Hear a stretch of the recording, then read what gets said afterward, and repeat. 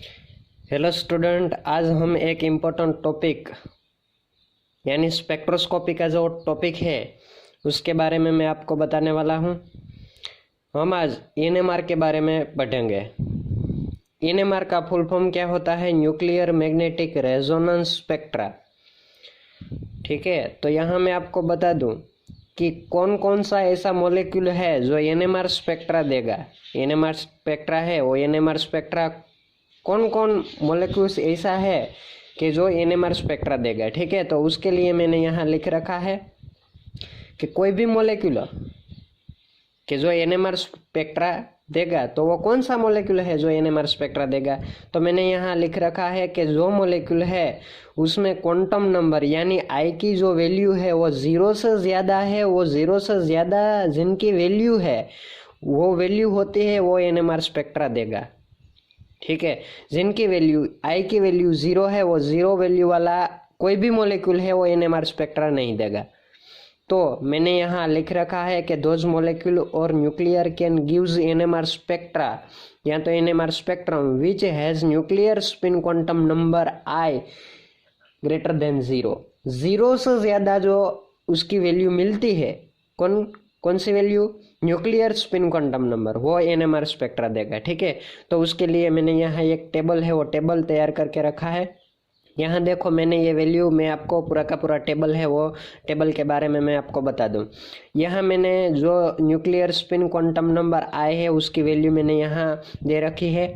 I equal to 1/2 है, 3/2 है, 5/2। जो आपको आई की वैल्यू है 1/2 मिलती, 3/2 मिलती या तो 5/2 मिलती है, तो वो एनएमआर स्पेक्ट्रा देगा या नहीं देगा। तो मैंने यहाँ लिखा है कि 0 से ज़्यादा जिनकी वैल्यू है वो एनएमआर स्पेक्ट्रा देगा। ठीक है, तो उसके लिए मैंने यहाँ जो टेबल है वो टेबल में ये उसकी जो भी इंफॉर्मेशन है वो मैंने लिख ली।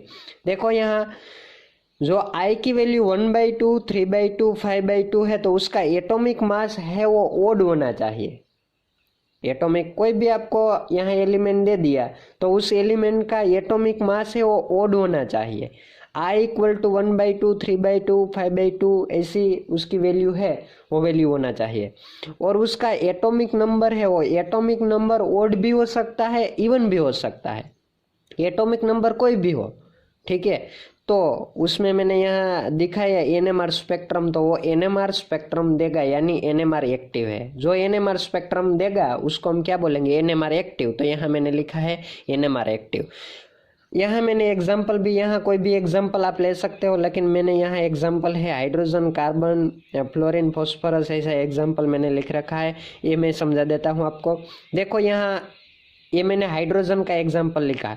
तो हाइड्रोजन में आपको पता ही है कि जो डाउन पोजीशन में है उसको आप क्या बोलेंगे? एटॉमिक नंबर बोलेंगे। ठीक है, और जो अप पोजीशन में है उसको आप क्या बोलेंगे?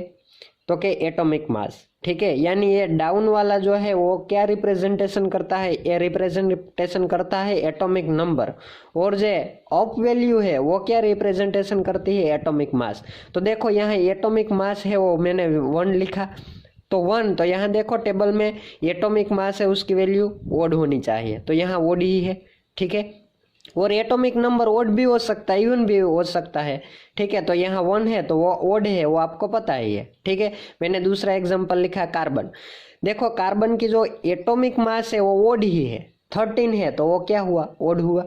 ठीक है, और उसका जो एटॉमिक नंबर है वो एटॉमिक नंबर इवन है, तो वो तो मैंने यहाँ टेबल में लिखा है कि ओड भी हो सकता है, इवन भी हो सकता है। ठीक है, तीसरा एग्जांपल मैंने एफ लिखा है। तो देखो, यहाँ मैंने 19 लिखा, तो 19 है वो एटॉमिक मास है, तो एटॉमिक मास ओड है, तो यहाँ ओड है। ठीक है, यहाँ ओड भी हो सकता है, एटॉमिक नंबर इवन भी हो सकता है, तो यहाँ मैंने 9 लिखा। ठीक है, वो ओड है। ठीक है, यहाँ फॉस्फोरस का जो एटॉमिक मास है वो 31 है, तो मैंने यहाँ 31 यानी ओड है। ठीक है, उसका जो एटॉमिक नंबर है वो 15 है, तो मैंने यहाँ लिख रखा है। वो ओड भी हो सकता है, इवन भी हो सकता है। तो ऐसा एग्जाम्पल आपको मिलता है कि जहाँ एटॉमिक मास ओड है और atomic number odd and even दोनों में से कोई भी हो सकता है, तो वो एनएमआर एक्टिव है। ठीक है, तब उसकी आई की जो वैल्यू है वो वैल्यू 1/2 भी हो सकती, 3/2 भी हो सकती, 5/2 भी हो सकते। ठीक है, आगे देखो, आई की वैल्यू मैंने 1, 2, 3 ऐसे लिखी। ठीक है, तो यहाँ एटॉमिक मास है इवन होना चाहिए। एटॉमिक मास है यानी जो रिप्रेजेंटेशन अप पोजिशन में जो रिप्रेजेंटेशन करता है वो वैल्यू है वो इवन होना चाहिए। ठीक है, एटॉमिक नंबर है वो ओड होना चाहिए। ठीक है, तब एनएमआर स्पेक्ट्रम है ई इनएक्टिव है। ठीक है, एनएमआर इनएक्टिव यानी वो इनएक्टिव का मतलब क्या है, एनएमआर स्पेक्ट्रम नहीं देगा। ठीक है, लेकिन यहाँ ब्रॉड स्पेक्ट्रम ऑप्टेन, वहाँ एनएमआर स्पेक्ट्रा नहीं ऑप्टेन होता, लेकिन वो जो पीक आपको मिलता है वो स्प्लिट हो जाएगा, ब्रॉड हो जाएगा। ठीक है, तो यहाँ ब्रॉड स्पेक्ट्रम भी आप उसे बोल सकते हो। ठीक है, देखो यहाँ मैंने एग्जांपल लिखा है हाइड्रोजन। देखो हाइड्रोजन है तो यहाँ हाइड्रोजन में 1 है तो उसको हम हाइड्रोजन बोलेंगे, 2 होता है तो उसको हम क्या बोलेंगे, ड्यूटेरियम। तो ये ड्यूटेरियम का एग्जाम्पल है। ठीक है, एच यहाँ हमने क्या लिखा है, 2 लिखा है। ठीक है, तो देखो यहाँ एटॉमिक मास इवन है तो यहाँ 2, ये तो इवन है। ठीक है, देखो एटॉमिक नंबर है वो यहाँ रिप्रेजेंटेशन करता है तो मैंने यहाँ 1 लिखा, वो ओड है। ठीक है, यहाँ बोरॉन का एग्जांपल लिखा मैंने 10 लिखा है, एटॉमिक मास कितना है, 10 है उसका, और उसका जो एटॉमिक नंबर है 5, तो देखा ये इवन हो गया, ये ओड हो गया। आगे देखो, आगे हम बात करें नाइट्रोजन। नाइट्रोजन है उसमें 14। ठीक है, तो ये इवन हो गए, और 7 यानी एटॉमिक नंबर है वो 7 ओड हो गया। तो आपको एग्जाम्पल में जो इवन यानी एटॉमिक मास, ठीक है, जो हम अप पोजिशन में लिखते हैं वो क्या होना चाहिए, इवन होना चाहिए, और जो डाउन में हम लिखते हैं वो एटॉमिक नंबर है तो वो ओड होना चाहिए, तो वो एनएमआर इनएक्टिव है। ठीक है, लेकिन वो ब्रॉड स्पेक्ट्रम देगा, लेकिन ये ब्रॉड स्पेक्ट्रम देगा। ठीक है, थर्ड की बात करें हम तो I = 0, I = 0 आपको मिलता है, यानी जो यहाँ क्वांटम नंबर लिखा वो I = आपको 0 मिलता है। तो एटॉमिक मास है वो भी इवन होना चाहिए और एटॉमिक नंबर दोनों इवन होना चाहिए, तो वो एनएमआर इनएक्टिव है, ये ब्रॉड स्पेक्ट्रम भी नहीं देगा। ठीक है, तो देखो यहाँ मैंने एग्जाम्पल लिख रखा है हीलियम। हीलियम का जो एटॉमिक नंबर है 2 यानी इवन है, एटॉमिक मास 4 यानी ये भी इवन है। कार्बन लिखा तो यहाँ 6n12 लिखा है। ठीक है, तो ये 6 है वो इवन है, ये भी इवन है। ऑक्सीजन में दोनों इवन यानी एटॉमिक नंबर भी इवन, एटॉमिक मास भी इवन। ठीक है, यहाँ मैंने सल्फर है उसका भी एटॉमिक नंबर है वो भी इवन है, और एटॉमिक मास है वो भी इवन है। ठीक है, तो एनएमआर स्पेक्ट्रा कौन कौन देगा मॉलिक्यूल, तो उसके लिए ये टेबल मैंने यहाँ रिप्रेजेंटेशन कर दिया है। ठीक है, आगे हम बात करते हैं कि उसकी जो थियरी है वो थियरी के बारे में मैं आपको बता दूं। ठीक है, तो यहाँ एनएमआर में आपको कार्बन 13 एनएमआर भी पढ़ना से, हाइड्रोजन यानी 1H एनएमआर भी पढ़ना है आपको। तो पहले हम स्टार्ट करते हैं 1H एनएमआर। ठीक है, 1H एनएमआर को आप पीएमआर भी बोल सकते हो। ठीक है, पीएमआर का मतलब क्या होता है, प्रोटॉन मैग्नेटिक रेजोनेंस स्पेक्ट्रा। ठीक है, 1H एनएमआर है तो एनएमआर का फुल फॉर्म तो आपको पता ही है, nuclear magnetic resonance 1H NMR. ठीक है, पीएमआर भी बोल सकता है क्योंकि यहाँ H1 लिखा तो H1 है उसको आप क्या बोल सकते हो, प्रोटॉन भी बोल सकते हो। क्यों, क्योंकि उसमें न्यूट्रॉन है, वो न्यूट्रॉन की जो वैल्यू है वो 0 है, तो सिर्फ उसमें प्रोटॉन ही प्रेजेंट है, इसलिए हमें उसको प्रोटॉन भी बोल सकते हैं। तो यहाँ मैंने प्रोटॉन मैग्नेटिक रेजोनेंस स्पेक्ट्रा ऐसा लिखा, पीएमआर का फुल फॉर्म है प्रोटॉन मैग्नेटिक रेजोनेंस स्पेक्ट्रा।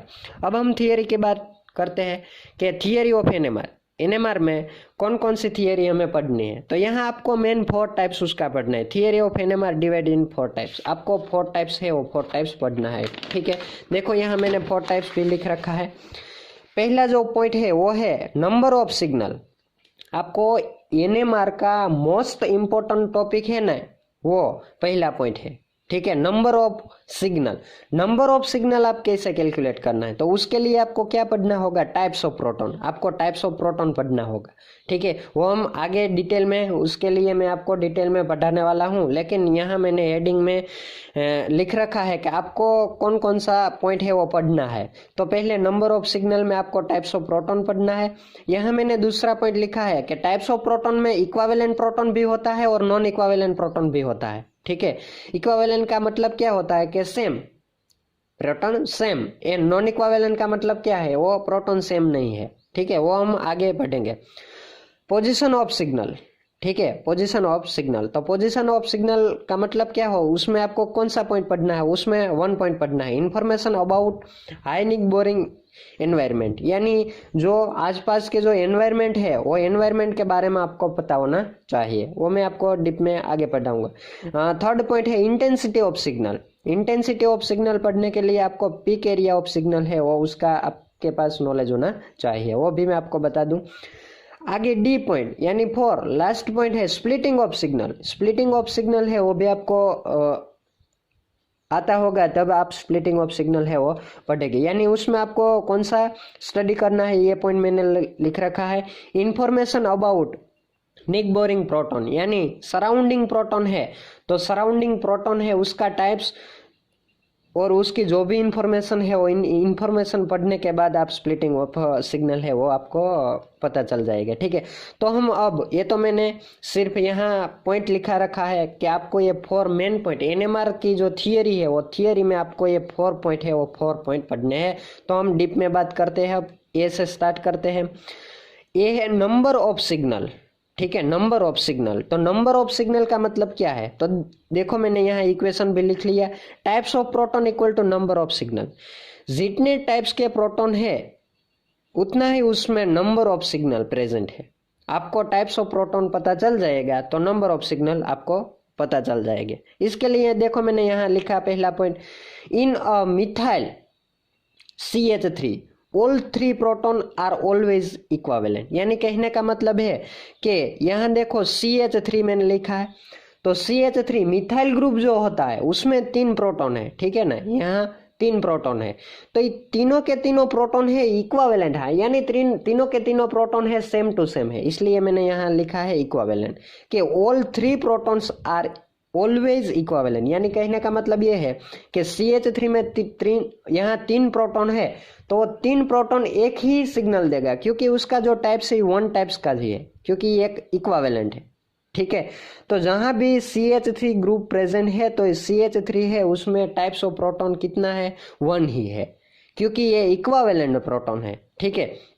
तो वो हम एग्जांपल में पढ़ेंगे, क्योंकि यहाँ CH3 लिया तो उसका यहाँ लिखा है in a methyl CH3 all 3 proton are always equivalent. Equivalent का मतलब क्या है, तीनों के तीनों जो प्रोटॉन है वो सेम टू सेम है, यानी कहने का मतलब ये नहीं कि जो 1 हाइड्रोजन है वो अलग सिग्नल देगा, दूसरा हाइड्रोजन अलग, तीसरा हाइड्रोजन अलग अलग सिग्नल नहीं देगा, ये तीनों के तीनों प्रोटॉन ही एक ही सिग्नल देगा, क्योंकि यहाँ जो आपने प्रोटॉन लिखा है वो प्रोटॉन है वो इक्विवेलेंट प्रोटॉन है, ठीक है।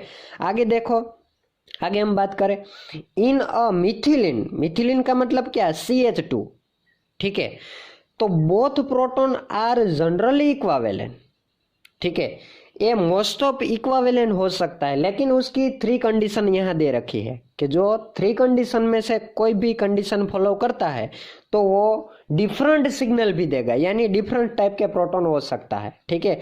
CH2 में यानी मिथिलिन में ऑलवेज जो 2 हाइड्रोजन है जनरली इक्विवेलेंट है, ऑलवेज नहीं है, जनरली, ठीक है, यानी मोस्ट ऑफ वो इक्विवेलेंट हो सकता है, लेकिन जो ये 3 कंडीशन उसमें अप्लाई होती है तो उसका टाइप्स ऑफ प्रोटॉन है वो डिफरेंट हो सकता है, यानी 2 टाइप्स के प्रोटॉन हो सकते हैं। देखो यहाँ मैंने CH2 लिखा है, तो पहला CH2 के लिए पहला मैं यहाँ लिखूं कि CH2 adjacent with chiral centre, ठीक है।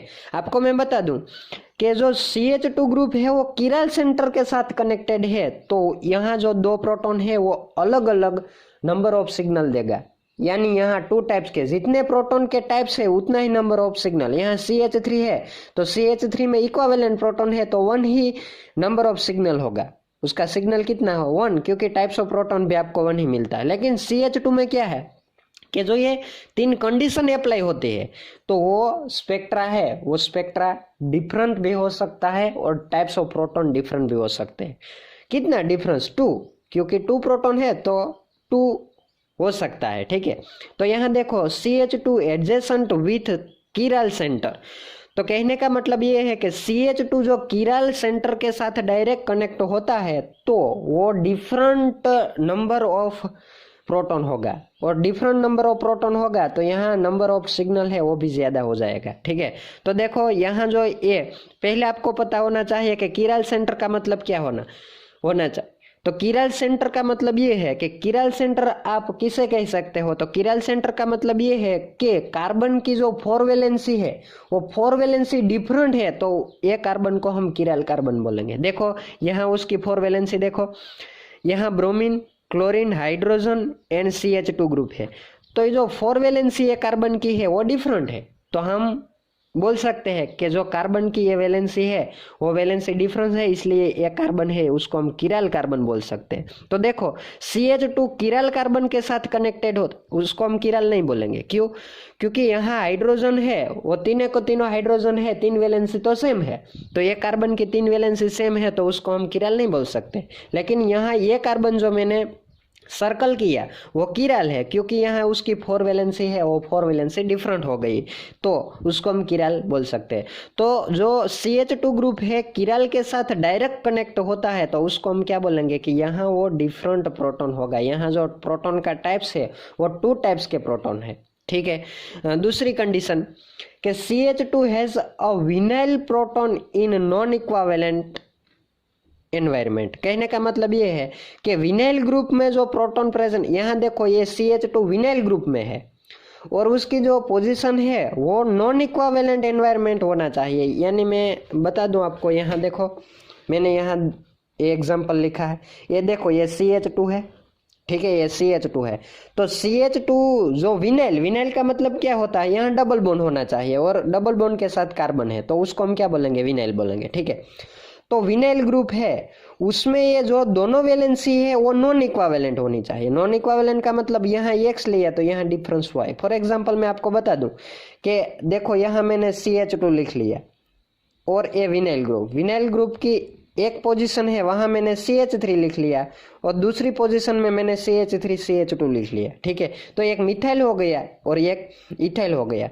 देखो तो ये एनवायरमेंट है उसका नॉन इक्विवेलेंट है, इक्विवेलेंट नहीं है। मैंने यहाँ CH3 दोनों स्थानों पे लिया तो वो सेम एनवायरमेंट हो गया। ठीक है, सेम इक्विवेलेंट हो गया, तो यहाँ नॉन इक्विवेलेंट है। नॉन इक्विवेलेंट का मतलब यहाँ दोनों वैलेंसी डिफरेंट है। ठीक है, तो ये जो प्रोटॉन है वो प्रोटॉन के 2 टाइप्स है, ये दूसरी कंडीशन है। ठीक है, तो यहाँ मैंने लिखा है कि CH2 has a vinylic proton in non equivalent environment. Non equivalent का मतलब क्या, तो कि मैंने यहाँ आगे भी आपको एग्जांपल में दिखाया है कि CH2 है उसके साथ जो ये दूसरा कार्बन है उसकी जो वैलेंसी है वो वैलेंसी डिफरेंट होना चाहिए, तो उसको हम क्या बोलेंगे, नॉन इक्विवेलेंट एनवायरमेंट बोलेंगे। ठीक है, तो CH2 जो विनाइल ग्रुप पे है, विनाइल का मतलब डबल बॉन्ड के साथ कनेक्टेड कार्बन है, उसकी जो 2 वैलेंसी है वो 2 वैलेंसी डिफरेंट होनी चाहिए, तो उसको हम क्या बोलेंगे, तो कि उसको हम बोलेंगे नॉन इक्विवेलेंट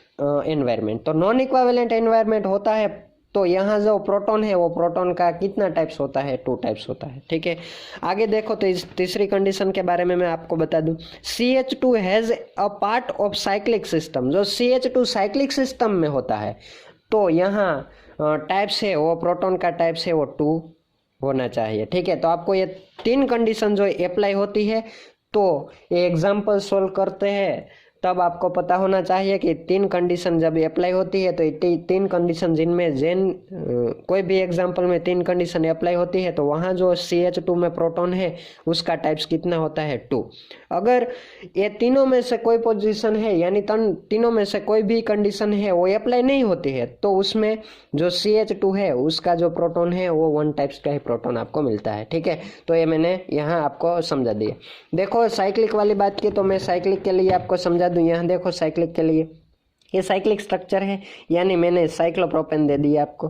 ठीक है, यहाँ क्लोरीन है तो देखो यहाँ CH2 है वो साइक्लिक में है तो देखो मैंने HAHB लिखा, HAHB लिखा। ठीक है, क्यों, क्योंकि आगे भी आपने देखा कि जब CH2 साइक्लिक रिंग में प्रेजेंट है तो उसका जो टाइप्स ऑफ प्रोटॉन है वो 2 प्रोटॉन है, तो यहाँ मैंने A and B इसे लिख लिया। ठीक है, देखो एग्जाम्पल हम सोल्व करते हैं तो एग्जाम्पल सोल्व करो तो आपको ज़्यादा है वो समझ में आता है। देखो यहाँ मैं एग्जाम्पल की बात करता हूँ।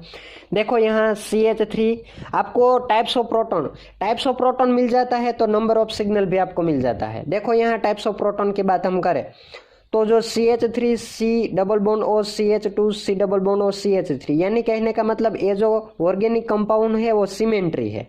ठीक है, ये सिमेट्री है। तो आगे आपने पढ़ लिया कि CH3 है उसमें तो तीनों जो प्रोटॉन है वो उसका टाइप्स ऑफ प्रोटॉन 1 ही है, तो मैंने यहाँ ये लिख लिया। देखो ये सिमेट्री है तो ये भी ये ही होता है। देखो यहाँ उसका सिमेट्री का मतलब है कि वो उसका आप जब पार्ट करोगे तो मिरर इमेज है, वो मिरर इमेज मिलनी चाहिए। तो यहाँ देखो मिरर इमेज मिल गई। तो देखो ये CH3 का वो तो हमने आगे भी पढ़ लिया कि मिथिलीन में टाइप्स ऑफ प्रोटॉन 1 ही है, तो मैंने यहाँ ये लिख दिया। ठीक है, आगे देखो ये सिमेट्री है तो मिरर इमेज ये है वैसा ही ये है। ठीक है, तो उसका भी पार्ट है ये ही है, यानी ये उसमें जो मैंने ये लिखा है उसका मतलब उसमें नंबर ऑफ प्रोटॉन है वो 1 ही है। ठीक है, देखो यहाँ CH2 तो CH2 हमको मिला लेकिन CH2 में यहाँ तीनों में से कोई कंडीशन अप्लाई नहीं होती, यानी CH2 किराल कार्बन के साथ कनेक्टेड है नहीं है। क्यों? क्योंकि यहाँ तो ये दो वैलेंसी है वो सेम हो गई, तो CH2 है वो डायरेक्ट किराल के साथ कनेक्टेड नहीं है। दूसरी बात है विनाइल के साथ भी कनेक्टेड नहीं, विनाइल के साथ कनेक्टेड होता है तो यहाँ डबल बॉन्ड होना चाहिए, तो यहाँ डबल बॉन्ड तो नहीं है, तो दूसरी कंडीशन भी अप्लाई नहीं होती।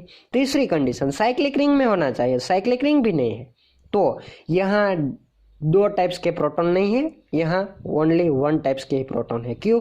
क्योंकि जब कंडीशन अप्लाई होती है तभी आपको लेना है कि यहाँ 2 टाइप्स के प्रोटॉन है, यहाँ तो 1 टाइप्स के ही प्रोटॉन है। ठीक है, क्यों? क्योंकि यहाँ तीनों में से कोई भी कंडीशन अप्लाई नहीं होती। आगे देखो दूसरा example CH3 CH double bond CH CH3 तो देखो ये भी सिमेट्री है, आप यहाँ से उसका 2 पार्ट कर सकते हो। ठीक है ना, यहाँ से आप उसका 2 पार्ट कर सकते हो, तो ये सिमेट्री है।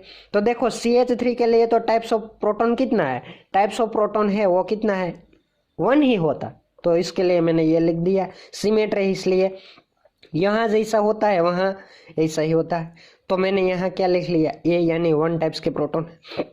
दूसरी बात मैं आपको बता दूं CH, तो यहाँ देखो CH2 तो नहीं है, तो यहाँ तो एक ही प्रोटॉन है और यहाँ भी एक ही प्रोटॉन, तो उसकी जो टाइप्स है वो BB, क्योंकि यहाँ आपको पता है कि मिरर इमेज प्रोड्यूस है, इसलिए यहाँ प्रोटॉन है वही प्रोटॉन यहाँ है, यहाँ प्रोटॉन है वही प्रोटॉन यहाँ है। तो आपको पता है कि पहले एग्जाम्पल में टाइप्स ऑफ जो प्रोटॉन है वो 2 है, तो नंबर ऑफ सिग्नल भी 2 ही है। यहाँ देखो टाइप्स ऑफ प्रोटॉन 2 है तो नंबर ऑफ सिग्नल भी 2 ही है। ठीक है, आगे देखो CH3 CH double bond CH2। अब आपको ये एग्जाम्पल में थोड़ा ध्यान देना है। देखो यहाँ मैं बात करूँ तो CH3 है, उसमें तो आपको पता ही है कि CH3 में 1 टाइप के प्रोटॉन ही प्रेजेंट है। ठीक है, तो यहाँ CH3 में तो 1 टाइप, इसको मैंने ये लिख लिया। CH उसमें तो एक ही प्रोटॉन है तो वो 1 देगा, तो उसके लिए मैंने B लिख लिया, क्योंकि 1 प्रोटॉन तो 1 टाइप्स के ही होता है ना। जब 1 से ज्यादा है तो आपको कंडीशन अप्लाई करनी है, ये तो 1 ही है। लेकिन CH2 देखो विनाइल ग्रुप के साथ कनेक्टेड है, यानी CH2 डबल बॉन्ड के साथ डायरेक्ट कनेक्ट है और उसके साथ डायरेक्ट कनेक्ट कार्बन है, तो उसको हम विनाइल बोलेंगे। देखो मैं यहाँ से उसको सोल्व करके आपको दिखाऊं कि आपको CH2 के लिए आपको पता होना चाहिए कि CH2 आप विनाइल ग्रुप के साथ है तो उसमें नॉन इक्वावेलेंट होना चाहिए। तो देखो यहाँ नॉन इक्वावेलेंट है, ये CH2 है वो मैंने ऐसे सेपरेट करके लिख लिया। आगे देखो कार्बन जो ये है, ये कार्बन के साथ 1 हाइड्रोजन है और दूसरा है CH3 है। देखो तो यहाँ उसकी जो डिफरेंट वैलेंसी है हो गई, नॉन इक्वावेलेंट हो गई, नॉन इक्वावेलेंट एनवायरमेंट हो गया। तो जब नॉन इक्वावेलेंट विनाइल कंडीशन होनी चाहिए, CH2 ग्रुप होना चाहिए, तो देखो यहाँ CH2 प्रेजेंट है और विनाइलिक कंडीशन भी है, यानी विनाइलिक ग्रुप है, यानी डबल बॉन्ड के साथ डायरेक्ट कनेक्टेड कार्बन है, तो उसको हम विनाइलिक पोजीशन बोलेंगे।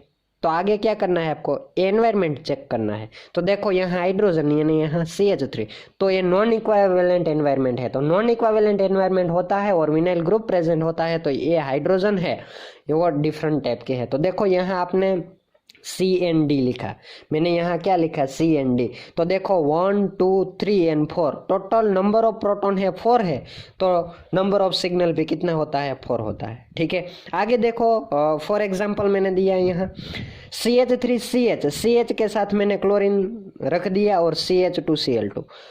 यहाँ CH3 की तो कोई आपको कोई यहाँ तो कोई दिक्कत ही नहीं है, क्योंकि CH3 है वो तो ओनली 1 ही देगा। तो यहाँ देखो मैंने ये लिख लिया। आगे देखो CH, तो यहाँ ये ओनली 1 हाइड्रोजन है तो वो भी डिफरेंट देगा, यानी 2, यानी B मैंने लिख दिया। यहाँ देखो CH2 ग्रुप प्रेजेंट है, तो CH2 ग्रुप प्रेजेंट है तो आपको कंडीशन चेक करनी है कि किराल कार्बन के साथ कनेक्टेड है। देखो तो यहाँ वो किराल कार्बन के साथ कनेक्टेड है, क्यों? क्योंकि ये कार्बन है ना, ये किराल कार्बन है। क्यों? क्योंकि यहाँ उसकी जो 4 वैलेंसी है वो डिफरेंट है।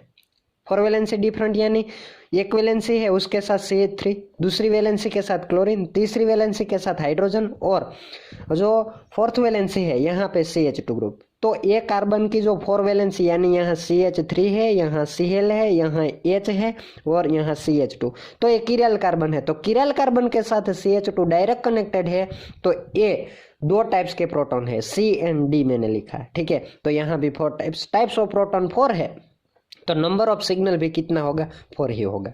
ठीक है, तो ये हमने टाइप्स ऑफ प्रोटॉन के बारे में पढ़ लिया। टाइप्स ऑफ प्रोटॉन आपको पता चल जाएगा तो आपको नंबर ऑफ सिग्नल है वो भी पता चल जाएगा। ठीक है, ज़्यादा एग्जांपल मैंने यहाँ दे रखा है, लेकिन ये ज़्यादा मैं सोल्व नहीं करूँगा, वो आपको सोल्व करना है। मैं ये 1 एग्जाम्पल है वो सोल्व करके आपको दिखाता हूँ, बाद में आपको जो पूरा का पूरा एग्जाम्पल है वो आपको सोल्व करना है।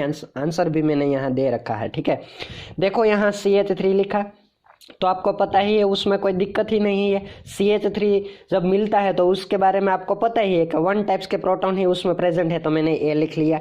देखो यहाँ CH2 है, तो CH2 की 3 कंडीशन है आपको अप्लाई करनी है।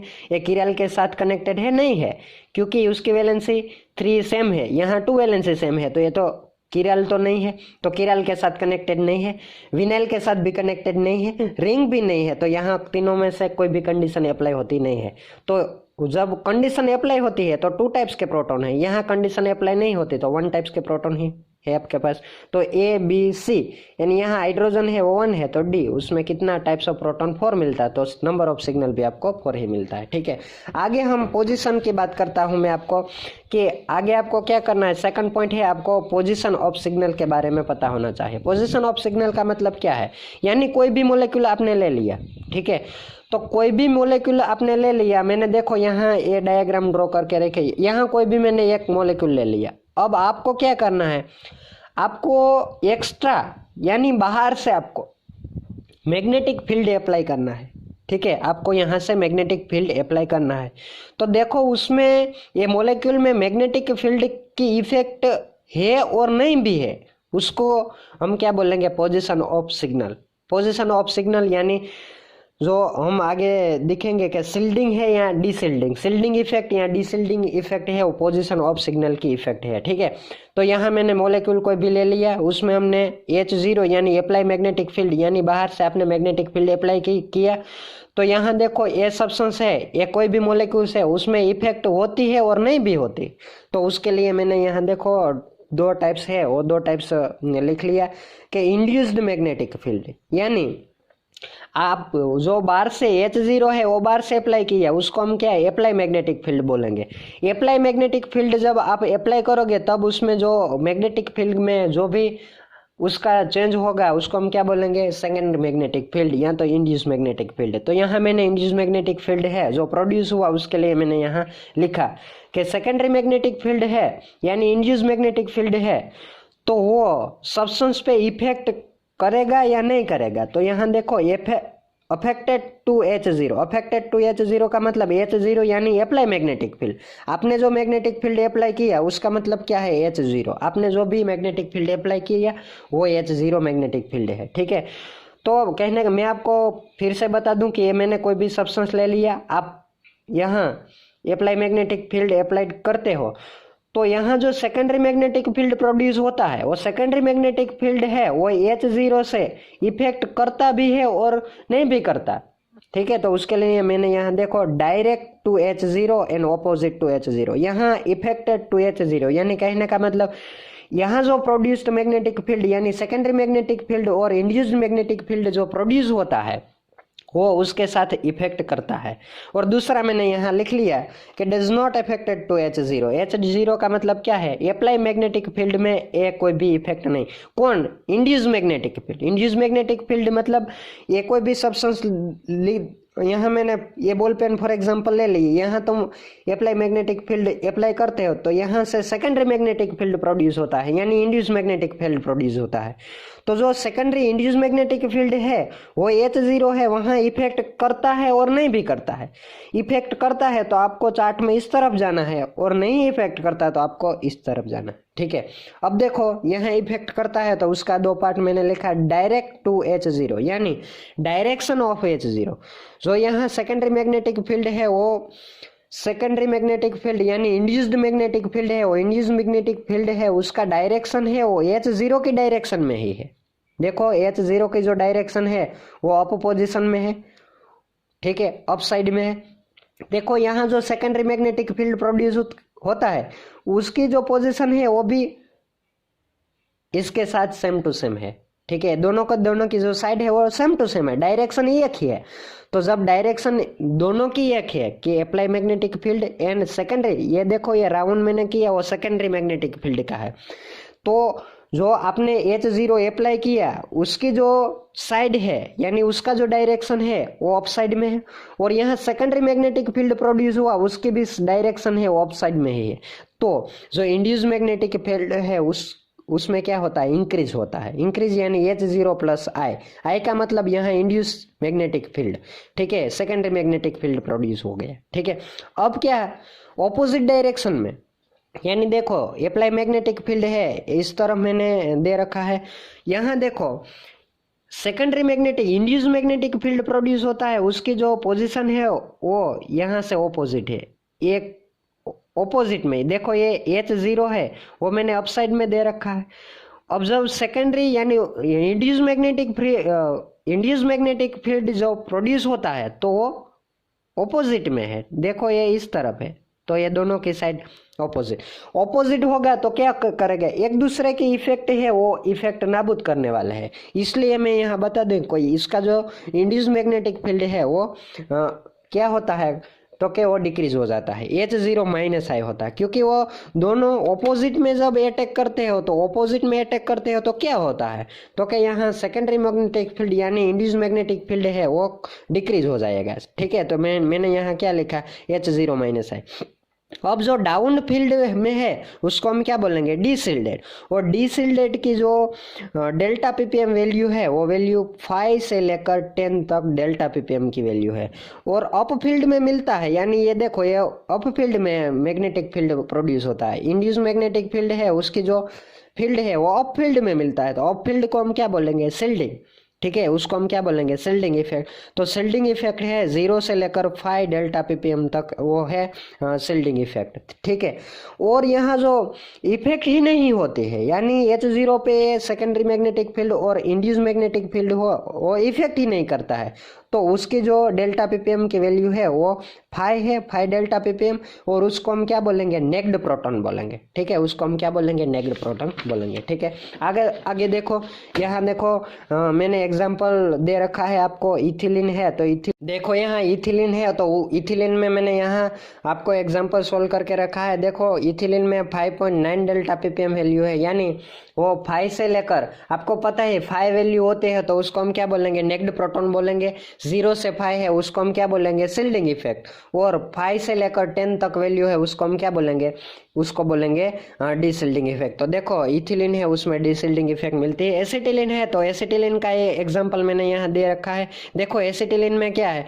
2.8 डेल्टा पीपीएम उसकी वैल्यू, तो उसमें क्या शिल्डिंग इफेक्ट मिलती है। तो देखो यहाँ जो secondary magnetic induce magnetic field है वो मैंने H0 माइनस I लिखा, यहाँ क्या लिखा है? H0 plus I plus pi. ठीक है, पाई का मतलब यहाँ पाई बॉन्ड प्रेजेंट है, यहाँ माइनस करना है क्योंकि यहाँ भी पाई बॉन्ड प्रेजेंट है, तो आपको ये माइनस यानी वो डिक्रीज वैल्यू होती है, यहाँ इंक्रीज, इसलिए मैंने प्लस किया है। ठीक है, आपको ये पता होना चाहिए। देखो आगे मैं आपको बता दूं कि total 3 types of magnetic field है। मैग्नेटिक फील्ड है उसकी टाइप्स कितनी है? 3। अप्लाई मैग्नेटिक फील्ड यानी H0, आपने बाहर से जो अप्लाई किया उसको हम क्या बोलेंगे? Apply magnetic field.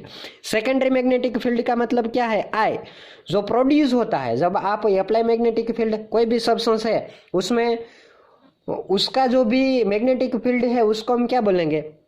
तो कि उसका इंटरनल मैग्नेटिक फील्ड है। लेकिन जब आप उससे अप्लाई करो, उससे बाहर से आप अप्लाई करते हो, उसको हम क्या बोलेंगे? H0। और अप्लाई होकर जो प्रोड्यूस होता है उसको हम क्या बोलेंगे? इंड्यूस मैग्नेटिक फील्ड और सेकेंडरी मैग्नेटिक फील्ड। और तीसरा है कि हम सेकेंडरी मैग्नेटिक फील्ड है उसको हम इंड्यूस मैग्नेटिक फील्ड, वो तो हमने आगे भी देख लिया। आगे क्या तीसरा पॉइंट है? Due to pi electron system. और तीसरा जो मैग्नेटिक फील्ड है वो पाई इलेक्ट्रॉन सिस्टम। देखो हमने एसिटिलीन में और एथिलीन में plus pi and minus pi किया, तो due to the pi electron system, a pi electron system है। ठीक है, आगे देखो केमिकल शिफ्ट, ये टॉपिक है वो मोस्ट इंपॉर्टेंट टॉपिक है। जो केमिकल शिफ्ट का जो टॉपिक है ना वो मोस्ट इंपॉर्टेंट टॉपिक है। ठीक है, तो आपको ये पढ़ना है, अच्छी तरह पढ़ना, क्योंकि वो समझ में आ जाएगा और ये मोस्ट इंपॉर्टेंट टॉपिक है। तो केमिकल शिफ्ट के लिए मैं आपको बता दूं, यहाँ केमिकल शिफ्ट है उसमें क्या होता है कि distance between reference proton signal and sample proton signal. देखो मैंने यहाँ डायग्राम ड्रॉ किया, तो यहाँ देखो मैंने जो ये सिग्नल मिलता है वो आपको रेफरेंस प्रोटॉन का, यानी कोई भी रेफरेंस का यूज किया होगा तो उसका जो भी आपको प्रोटॉन है वो प्रोटॉन का जो सिग्नल मिलता है उसको हमने रेफरेंस प्रोटॉन का सिग्नल यहाँ दे रखा है। और यहाँ जो सिग्नल है वो सैंपल प्रोटॉन का। ये दोनों के बीच में जो डिस्टेंस है उसको हम क्या बोलेंगे? Chemical shift. ठीक है, केमिकल शिफ्ट का मतलब distance between reference proton signal and sample proton. तो ये डायग्राम है वो तो आपको पता ही है कि वो कंप्यूटर में जब आप कोई भी एनएमआर में कोई भी एनालिसिस करते हो सैंपल, तो उसका जो भी स्पेक्ट्रा मिलने वाला है वो आपको कंप्यूटर में दिखाई देगा। ठीक है, तो ये तो प्रैक्टिकल वैल्यू है इसलिए हमको याद रखनी है। तो देखो ये सिग्नल रेफरेंस प्रोटॉन का सिग्नल है, ये सैंपल प्रोटॉन का सिग्नल है। दोनों के बीच का जो डिस्टेंस है उसको हम क्या बोलेंगे? केमिकल शिफ्ट बोलेंगे। यहाँ मैंने डेफिनेशन लिखी, distance between reference proton signal and sample proton signal. आगे देखो उसका यूनिट है वो है आप उसको टॉर्क भी बोल सकते हो और डेल्टा भी बोल सकते हो। ठीक है, रिलेशन बिटवीन, यहाँ आपको दोनों का रिलेशन है निकालना है आपको। जो देखो यहाँ आप जब उसका यूनिट डेल्टा का यूज करते हो तो डेल्टा इक्वल टू क्या होता है? 10 माइनस टॉर्क। 10 मैक्सिमम वैल्यू है वो एनएमआर में कितनी? 10 डेल्टा पीपीएम। जब आप डेल्टा पीपीएम में वैल्यू डिटर्मिनेशन करते हो तो उसकी मैक्सिमम वैल्यू कितनी होती है? 10। आपको पता है 5 वैल्यू मिलती है तो आपको नेक्ड प्रोटॉन कहना है। 5 से कम मिलती है तो आप उसको क्या बोल सकते हो? शिल्डिंग इफेक्ट बोलते हैं। 5 से ज्यादा मिलती है तो आप उसको डीशिल्डिंग, हो तो हमने आगे पढ़ लिया। तो उसकी मैक्सिमम वैल्यू 10 है। तो यहाँ देखो delta equal to 10 minus torque. ठीक है, जब आप डेल्टा का यूज करते हो तो उसका इक्वेशन है 10 माइनस टॉर्क। जब आप टॉर्क का इक्वेशन यूज करते हैं यानी आपको टॉर्क में डिटर्मिनेशन करना है, केमिकल शिफ्ट आपको टॉर्क में डिटर्मिनेशन करनी है, तो टॉर्क है वो टॉर्क इक्वल क्या होता है? 10 माइनस डेल्टा। सॉरी, यहाँ आपको मिलता है, देखो यहाँ टॉर्क है उसको आप इस तरफ ले लो तो ये प्लस हो जाएगा और डेल्टा है वो माइनस हो जाएगा। तो यहाँ टॉर्क नहीं पर आपको क्या लिखना है? डेल्टा लिखना है। ठीक है, तो टॉर्क इक्वल टू क्या होता है? टॉर्क को आप इस तरफ ले लो तो वो माइनस है तो प्लस हो जाएगा, ये डेल्टा है वो प्लस है तो इस तरफ ले लो तो माइनस हो जाएगा। ठीक है, तो मैंने यहाँ देखो एक सिंपल समझने के लिए डायग्राम यूज किया है। यहाँ देखो मैंने डेल्टा पीपीएम की वैल्यू दे रखी है, यहाँ टॉर्क पीपीएम में वैल्यू दे रखी है।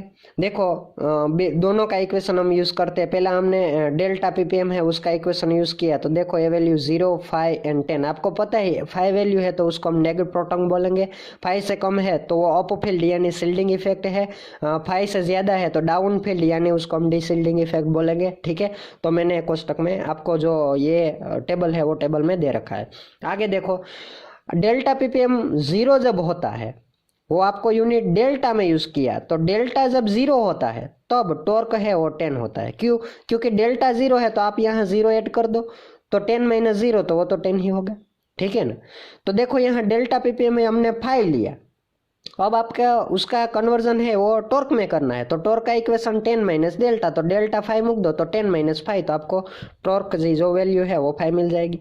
देखो यहाँ आपको 10 लिखना है, तो डेल्टा पीपीएम का वैल्यू 10 है, तो आपको क्या करना है 10 ऐड कर दो, तो आपको टॉर्क पीपीएम की वैल्यू 0 मिल जाएगी। ठीक है, तो ये दोनों है वो दोनों ऑपोजिट है, आप कोई भी यूनिट ले सकते हो डेल्टा और टॉर्क। यहाँ आपको ज्यादा पूछा जा सकता है वो है डेल्टा पीपीएम वैल्यू। ठीक है, देखो केमिकल शिफ्ट, डेल्टा का मतलब क्या है chemical shift, chemical shift equal to equation क्या होता है, तो उसका इक्वेशन मैंने यहाँ आपको दे दिया है कि जो भी आपको उसकी फ्रीक्वेंसी है वो सैंपल की फ्रीक्वेंसी माइनस रेफरेंस की फ्रीक्वेंसी, या दोनों फ्रीक्वेंसी का आपको डिफरेंस लेना है। सैंपल की जो भी फ्रीक्वेंसी मिलती है वो फ्रीक्वेंसी और रेफरेंस की जो फ्रीक्वेंसी मिलती है दोनों का आपको डिफरेंस लेना है, डिवाइडेड 100 मेगाहर्ट्ज इनटू 10⁶ ppm, ये उसका इक्वेशन है। देखो एक एग्जांपल लेके हम सॉल्व करते हैं ये इक्वेशन। तो जो उसकी जो भी फ्रीक्वेंसी है, फ्रीक्वेंसी का डिफरेंस आप डेल्टा वी भी लिख सकते हो। ठीक है, तो यहाँ मैंने क्या किया डेल्टा वी लिख लिया, जो सैंपल एंड रेफरेंस दोनों का जो डिफरेंस था उसको डेल्टा वी लिख लिया, डिवाइडेड क्या किया था 100 मेगाहर्ट्ज। ठीक है, तो 100 मेगाहर्ट्ज से उसको आप कन्वर्जन हर्ट्ज में कर दो। ठीक है, तो आपको 10⁶ है उसके साथ मल्टीप्लाई कर दो, तो उसका कन्वर्जन मेगाहर्ट्ज से हर्ट्ज में हो जाएगा। ठीक है, देखो यहाँ मैंने क्यू हर्ट्ज में कन्वर्जन किया, तो कि यहाँ 10⁶ है वो कैंसिल हो जाएगा, यहाँ यह कैंसिल हो जाएगा। ठीक है, तो कैंसिल हो जाएगा, इसलिए मैंने यहाँ वो मेगा हर्ट्ज को कन्वर्जन हर्ट्ज में कर दिया। ठीक है, अब डेल्टा पीपीएम है वो delta equal to delta V by 100 hertz into ppm. Ppm का मतलब क्या है, वो यूनिट है पार्ट्स पर मिलियन। ठीक है, वो पार्ट्स पर मिलियन। ठीक है, वो आपको जो सॉल्यूशन का चैप्टर है 12th साइंस में आप पढ़ते हो, तो सॉल्यूशन का चैप्टर है वो वहाँ डिप में पीपीएम का आपको यूज़ किया होगा। ठीक है, आगे देखो मैंने यहाँ एक क्वेश्चन लिया, वो आपको समझ में आ जाएगा। देखो उसमें क्या लिखा है, methyl proton absorption 400 hertz more frequency than reference proton if instrument operate at 100 megahertz then calculate delta P. यानी कहने का मतलब आपको केमिकल शिफ्ट, देखो ये केमिकल शिफ्ट का क्वेश्चन आईएमपी क्वेश्चन है, तो डेल्टा पीपीएम का इक्वेशन हमने आगे लिखा था डेल्टा वी, तो देखो यहाँ डेल्टा वी का यानी ये दोनों का डिफरेंस है, sample proton and reference proton का जो भी यहाँ डिफरेंस लिया वो डिफरेंस आपको दे दिया, कितना है 400 मेगाहर्ट्ज है। ठीक है, तो मैंने यहाँ 400 में हर्ट्ज में दिया, तो मैंने यहाँ 400 हर्ट्ज लिख लिया, डेल्टा वी इक्वल टू, यहाँ उसने क्या दिखा कि ऑपरेट कहाँ पे होता है 100 पे, 100 मेगाहर्ट्ज पे ऑपरेट, तो पहले हम ये डेल्टा वी के जो वैल्यू है वो यहाँ ऐड कर दे, तो 400 हर्ट्ज डिवाइडेड क्या होता है 100 हर्ट्ज, तो हर्ट्ज कैंसिल हो गया, 0 कैंसिल हो गया, तो यहाँ आपको जो आंसर डेल्टा है वो डेल्टा पीपीएम का आंसर कितना मिल गया आपको 4 पीपीएम मिल गया। ठीक है, आगे क्या उसने किया, देखो मैंने यहाँ तक का जो सॉल्यूशन है वो किया, यहाँ का अभी बाकी है। If instrument operate at 100 megahertz then calculate delta, जब वो 100 से ऑपरेट होती है तब आपको उसका सॉल्यूशन करना है। देखो यहाँ instrument operate frequency increase fill 100 आप इंक्रीज करते हो तब क्या होता है 500 हो जाएगा, क्योंकि यहाँ आपको 400 है वो तो दे दिया है, यहाँ कितना दिया कि आपको उसमें 4 मेगाहर्ट्ज इंक्रीज करना है, तो वो कितना हो जाएगा, तो क्या आपको पता ही है कि वो हो जाएगा 5 megahertz. Then calculate wave frequency, तो आपको डेल्टा पीपीएम की वैल्यू मिल गई। ठीक है, 4 वो तो मिल गया, मैं यहाँ 4 लिख लिया, डेल्टा वी आपको फाइंड आउट करना है। और यहाँ देखो इंस्ट्रूमेंट ऑपरेट होता है तब 400 है वो उसमें, तो यहाँ 5 हो गया, तो यहाँ 500 इंटू मेगाहर्ट्ज से उसका कन्वर्जन आपको हर्ट्ज में कर देना है, इंटू इक्वेशन में 10⁶ पीपीएम तो है ही, 6 कैंसिल हो जाएगा। ठीक है, डेल्टा वी है उसको आप फाइंड आउट करने के लिए उसको यहाँ जो डेल्टा वी मैंने लिख लिया ये यहाँ डिवाइडेड में है, तो यहाँ हो जाएगा, यहाँ इस तरफ इस साइड हो जाएगा, तो क्या हो जाएगा मल्टीप्लिकेशन में 4 इंटू कितना होता है 500, तो ये उसका आंसर है वो आपको मिल गया, 2000 है उसका आंसर मिल गया। ठीक है, तो ये केमिकल शिफ्ट का टॉपिक भी बहुत ही इम्पोर्टेंट है, वो मैंने आपको देखा दिया। देखो यहाँ मैंने ये केमिकल शिफ्ट के यहाँ फ्रीक्वेंसी है वो फ्रीक्वेंसी दे रखी है, वो आपको यहाँ दे रखी है कि कौन सी फ्रीक्वेंसी, ये तो प्रैक्टिकल वैल्यू है, वो याद रखने का कोई तरीका नहीं है, लेकिन ये प्रैक्टिकल वैल्यू है वो तो आपको याद रखनी ही होगी। ठीक है, तो आगे हम क्या देखो आगे हम जो हमने पोजीशन ऑफ सिग्नल पढ़ लिया। ठीक, आगे हमको तीसरा पॉइंट पढ़ना है, इंटेंसिटी ऑफ सिग्नल। ठीक है, इंटेंसिटी ऑफ सिग्नल आपको पढ़ना है। तो इंटेंसिटी ऑफ सिग्नल आप कैसे पढ़ोगे, तो उसके लिए मैं यहाँ बता दूं आपको पीक एरिया ऑफ सिग्नल। ठीक है, उसका मतलब क्या है, इंटेंसिटी ऑफ सिग्नल तो पीक एरिया ऑफ सिग्नल। ठीक है, यानी यहाँ जो आपको पीक एरिया दिया उसका कैलकुलेशन आपको करना है। तो हम इंटेंसिटी ऑफ सिग्नल में क्या, देखो हम एग्जाम्पल से सोल्व करते हैं तो हमको उसमें ज़्यादा समझ में आता है। देखो यहाँ लिखा है मैंने, calculate number of proton from following data. यहाँ मोलिकुलर फॉर्मूला आपको दे दी और ये डेटा दे दिया। डेटा क्या दिया, 8 प्रोटॉन इक्वल टू जो फ्रीक्वेंसी है 24 स्क्वायर है। ठीक है, ये डेटा यहाँ दे रखा है। ठीक है, तो आपको ये सॉल्यूशन मैंने यहाँ ये ऑप्शन है 1 2 3 ऑप्शन आपको समझ में नहीं आता, मैं पूरा का पूरा सॉल्यूशन है वो आपको समझा दूंगा। ठीक है, यहाँ डेटा में क्या लिखा है, calculate number of proton from following data, molecular formula आपको दे दी। ठीक है, C8H8, और यहाँ आपको ये भी दे दिया कि 8 हाइड्रोजन है इक्वल टू उसकी जो फ्रीक्वेंसी है यानी उसकी जो इंटेंसिटी है वो आपको 24 स्क्वायर उसका एकम है यानी यूनिट है। ठीक है, मैं आपको एग्जांपल सोल्व करके दिखाऊं तो ज़्यादा आपको समझ में आ जाता है। देखो उसका एग्जांपल है ये मैं यहाँ सोल्व कर लेता हूँ, C8H8, ये एग्जाम्पल पहला एग्जाम्पल मैं यहाँ सोल्व करके देता हूँ क्योंकि यहाँ तो दूसरा एग्जाम्पल है।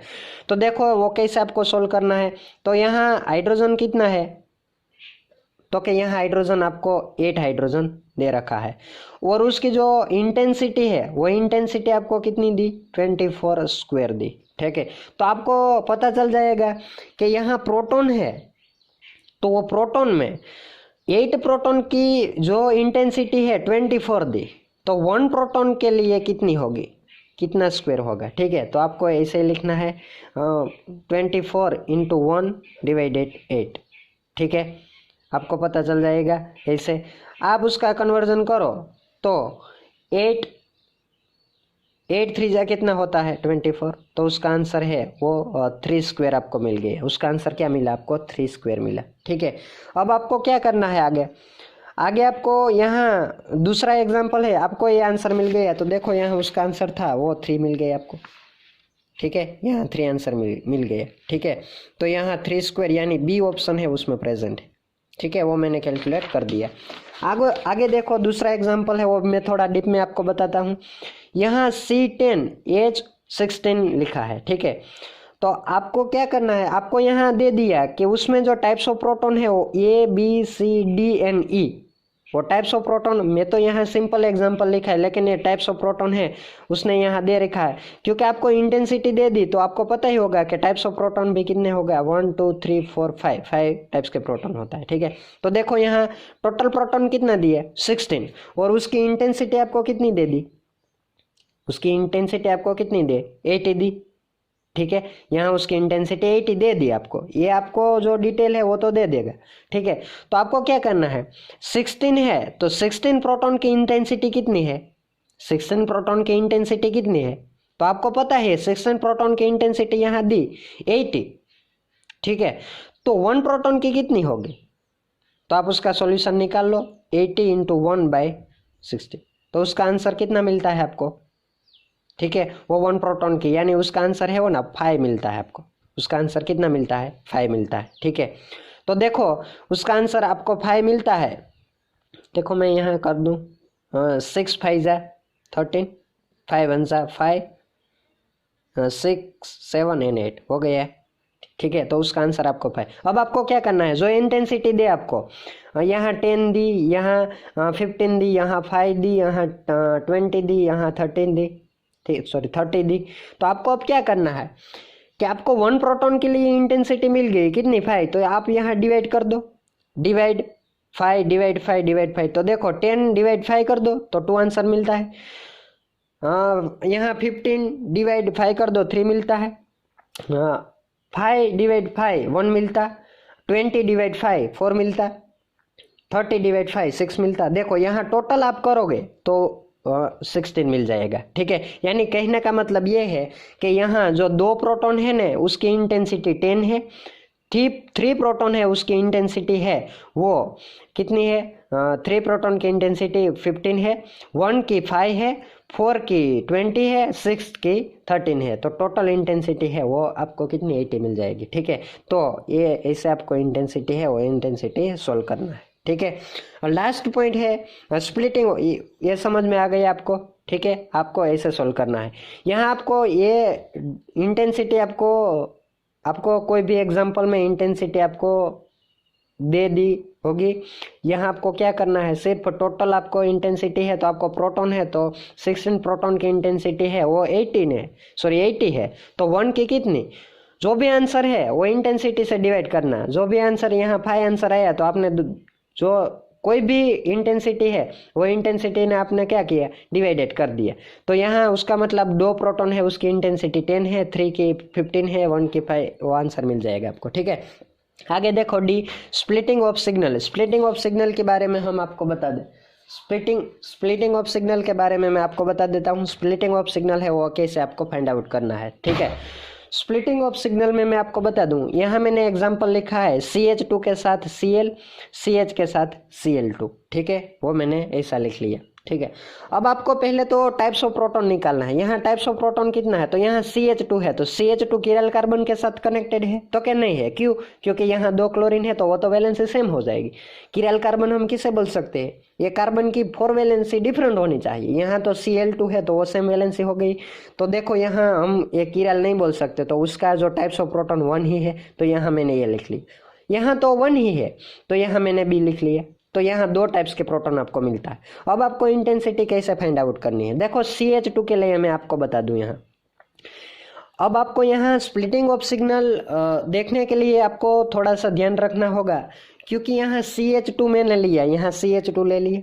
अब आपको क्या करना है, CH2 में जब आप CH2 का स्प्लिटिंग ऑफ सिग्नल है वो आपको फाइंड आउट करना है, तो आपको ये प्रोटॉन को आपको देखना है। आप ऑब्जर्वेशन CH2 का करता हो तो जो बाजू वाला कोई भी प्रोटॉन है वो आपको ध्यान में रखना है, वो उसका रूल्स है। तो मैंने यहाँ CH2 के लिए ऑब्जर्वेशन करना है कि CH2 में, क्योंकि CH2 का स्प्लिटिंग ऑफ सिग्नल कितना मिलता है, तो उसके लिए आपको ये CH है वो आपको याद रखना है। तो मैंने यहाँ CH में प्रोटॉन कितना है, 1 ही प्रोटॉन है, तो देखो मैंने यहाँ इलेक्ट्रॉन है वो 1 दिखाया यहाँ। तो उसकी पॉसिबिलिटी कितनी है, फॉर एग्जाम्पल आपको अप्लाई मैग्नेटिक फील्ड अप्लाई करना है तो ये प्रोटॉन या तो अप फील्ड में रहेगा या तो डाउन फील्ड में रहेगा। ठीक है ना, उससे ज्यादा यहाँ उसकी प्रोबेबिलिटी नहीं है। या आप उसकी दो ही पोजीशन मिलती है। ठीक है, कहाँ तो वो अप फील्ड में रहता है या तो वो डाउन फील्ड में। तो देखो यहाँ 1 इलेक्ट्रॉन 1, तो आपको रेशियो जो मिलता है दोनों का 1-1 का रेशियो मिलता है। ठीक है ना, यहाँ भी 1-1 रेशियो। तो जो ये स्प्लिटिंग मिलता है ना आपको, स्प्लिटिंग ऑफ सिग्नल, वो उसका रेशियो है 1:1। ठीक है, देखो आगे। अब आपको क्या करना है, CH के लिए आपको निकालना है, यानी B के लिए निकालना है। यहाँ मैंने B लिखा है। B के लिए आपको स्प्लिटिंग ऑफ सिग्नल है वो निकालना है। तो आप कैसे सोल्व करोगे, तो आपको क्या याद रखना है, आप जब CH के बारे में, यानी ये प्रोटॉन के लिए स्प्लिटिंग ऑफ सिग्नल निकालना है तो आपको CH2 याद रखना है। तो CH2 में प्रोटॉन कितने हैं, 2 है, आपको पता ही है। तो 2 प्रोटॉन के लिए इलेक्ट्रॉन कितना है, 2 है। तो यहाँ मैंने देखो 2 प्रोटॉन है तो मैंने यहाँ लिख लिया। आप जब अप्लाई मैग्नेटिक फील्ड अप्लाई करते हो तो उसमें पोजीशन चेंज होती है, यानी इसकी पोजीशन कितनी है, देखो ये दोनों अप फील्ड में है तो उसकी तो अप फील्ड में तो एक ही कंडीशन है।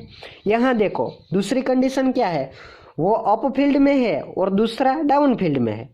एक इलेक्ट्रॉन अप फील्ड में, दूसरा डाउन फील्ड में होता है, तो उसकी 2 पोजीशन है, यानी पहला इलेक्ट्रॉन अप फील्ड में है तो दूसरा डाउन फील्ड में। यहाँ हम उसकी बात करें तो दूसरा है, पहला है वो डाउन फील्ड में कर दो तो दूसरा है अप फील्ड में हो गई। ठीक है, तो ये यहाँ उसकी जो पोजीशन है वो 2 पोजीशन मिलती है। यहाँ तीसरी बात करो तो दोनों की दोनों है वो ऑपोजिट डायरेक्शन में यानी डाउन फील्ड में, तो यह डाउन फील्ड उसकी 1। तो यहाँ जो आपको स्प्लिटिंग ऑफ सिग्नल मिलता है 1:2:1, क्योंकि यहाँ 1 मिलता है, यहाँ आपको 2 मिलता है और यहाँ 1, तो उसका जो रेशियो 1:2:1। ये बात हम स्प्लिटिंग ऑफ सिग्नल में पढ़ेंगे। ठीक है, ये स्प्लिटिंग ऑफ सिग्नल की बात हो गई। ठीक है, यहाँ देखो मैंने एक एग्जाम्पल लिख रखा है CH and CH3। ठीक है, तो आपको पता है यहाँ भी टाइप्स ऑफ प्रोटॉन 2 ही, उसका 1 CH3 है, तो आपको पता है CH3 का तो 1 ही है और दूसरा यहाँ 2। तो देखो मैंने यहाँ उसका जो रेशियो है वो निकाला है। मैंने किसका रेशियो निकाला है, मैंने यहाँ स्टार दिखा है, उसका रेशियो निकाला, CH का रेशियो मैंने निकाला। तो उसके लिए आपको 3 प्रोटॉन डिटर्मिनेशन करना है, यानी उसके लिए आप डिटर्मिनेशन करते हो तो आप ध्यान में क्या रखोगे, उसका बाजू वाला जो कार्बन है उसमें हाइड्रोजन है, तो यहाँ 3 प्रोटॉन है, तो मैंने 3 प्रोटॉन लिख लिया। देखो 3 प्रोटॉन है, वो तीनों के तीनों फॉर एग्जांपल अप पोजीशन में है, यानी उसकी जो फील्ड है अप फील्ड है। तो आप दूसरी बात करो, जब अप्लाई मैग्नेटिक फील्ड अप्लाई करते हो तो वो इलेक्ट्रॉन चेंज होता है। तो यहाँ देखो उसकी दूसरी पोजीशन कि 2 इलेक्ट्रॉन अप फील्ड में और तीसरा डाउन में हो सकता है। तो यहाँ देखो 2 है वो अप फील्ड में, यहाँ तीसरा डाउन फील्ड में, 2 अप फील्ड में, यहाँ 3, तो उसका पोजीशन है और 3 पोजीशन मिलती है। दूसरी बात बता दूं, 2 डाउन फील्ड में होता है, एक अप फील्ड में, 1 एक अप फील्ड में है, तो 2 डाउन फील्ड में। तो यहाँ देखो मैंने डाउन फील्ड में लिख लिया और 1 अप फील्ड में। देखो उसकी पोजीशन कितनी है, तो मैंने पहला और लास्ट है वो दोनों डाउन फील्ड में लिख लिया, तो जो बीच में इलेक्ट्रॉन है अप फील्ड में रह गया। तीसरी बात मैं करूं तो यहाँ 2 डाउन फील्ड में तो 1 अप फील्ड में, तो उसकी कंडीशन भी 3 है, 3 पोजीशन मिलती। और तीसरी के तीनों है डाउन फील्ड में मिल गया, तो उसका कोई भी पोजीशन नहीं, क्योंकि तीनों के तीनों डाउन फील्ड में, तो उसकी पोजीशन बदलने वाली ही नहीं है। ठीक है, तो ये स्प्लिटिंग ऑफ सिग्नल में आप पढ़ोगे। ठीक है, तो स्प्लिटिंग ऑफ सिग्नल के लिए मैंने यहाँ थोड़ा सा एग्जाम्पल